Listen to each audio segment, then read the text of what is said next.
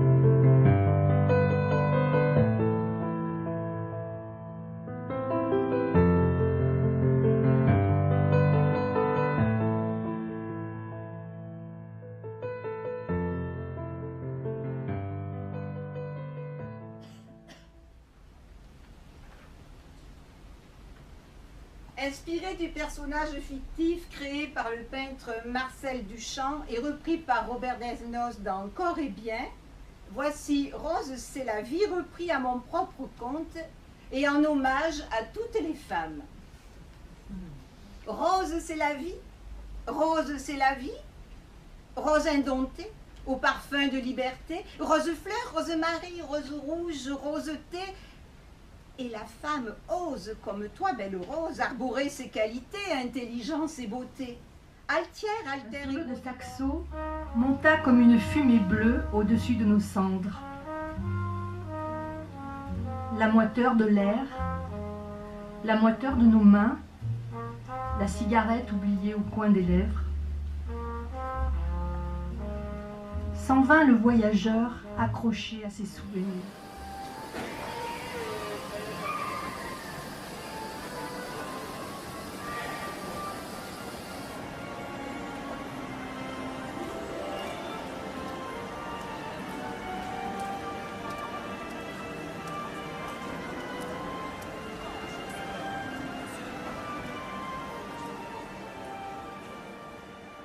Elle sourit, béate, à cette vaste étendue morte qui ne lui dit plus rien. sulla lunga spiaggia deserta dei ricordi, cerca a tastoni il minutissimo grano che riaccenderà la sua pupilla. Sorride, beata, a questa vasta distesa morte che non gli dice più niente.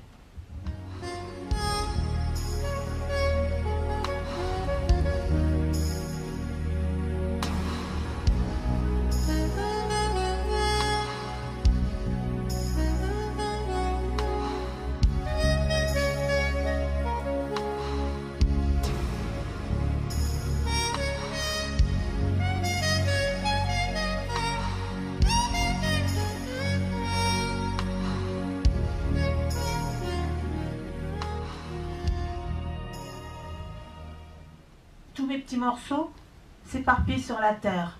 Il faudra un seau. Et que va dire ma mère? La vraie, pas la maquerelle. Avant, je flottais. Maintenant, je coule à pic.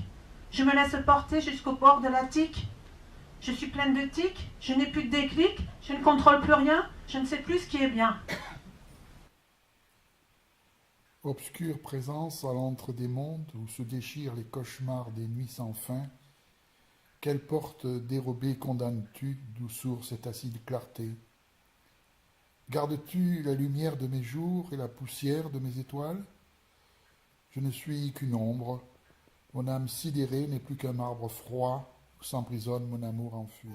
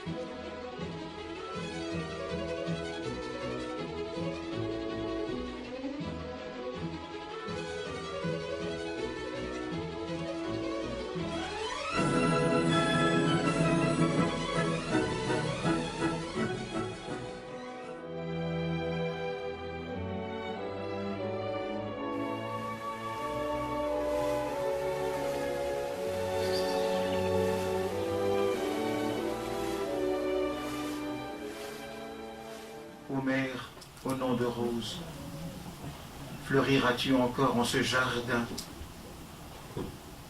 où tu connus ton fidèle amant?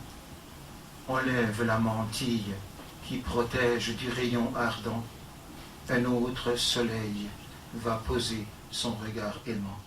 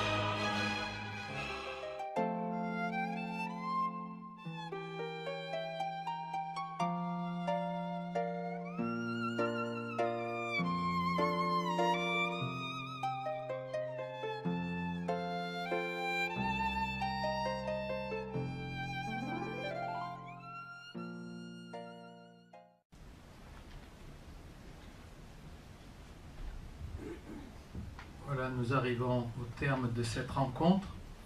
2 poèmes pour terminer sur des tableaux de Martine Lemoine. Un bain de nature. Un bain de nature dans le mouvement des arbres, le retournement des eaux, un matin de grand vent. Je ne suis plus de chair, mais d'écorce et de cystes, d'eucalyptus et d'écume, un cosmos laboure mon présent. Et puis ce poème, une Genèse, qui fait écho à ce tableau qui porte le même titre. Genèse, sur ce sable sans mémoire, comme au premier matin du monde, ferme les yeux, oublie le temps qui a gravé tes jours. Tout peut recommencer dans la lumière franche. Oui, tout peut recommencer dans la lumière franche des couleurs des peintres, dans la lumière franche des mots des poètes. Et c'est la raison pour laquelle nous nous sommes retrouvés aujourd'hui. Nous allons terminer en musique avec un dernier morceau interprété par Lucie de Rivas.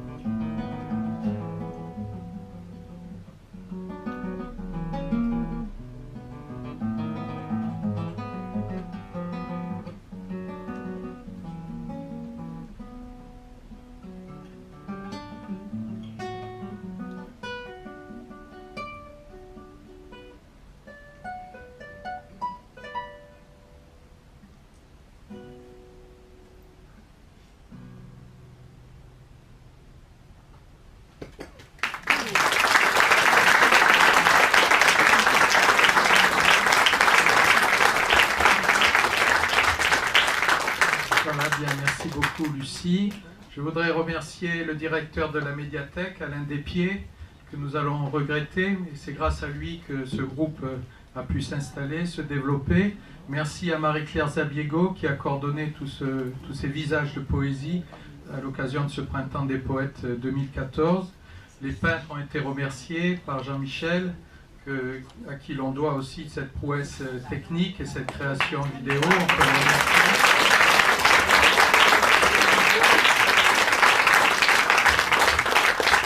Merci à tous les poètes et à vous, public, de nous avoir suivis tout au long de cette rencontre. Merci beaucoup.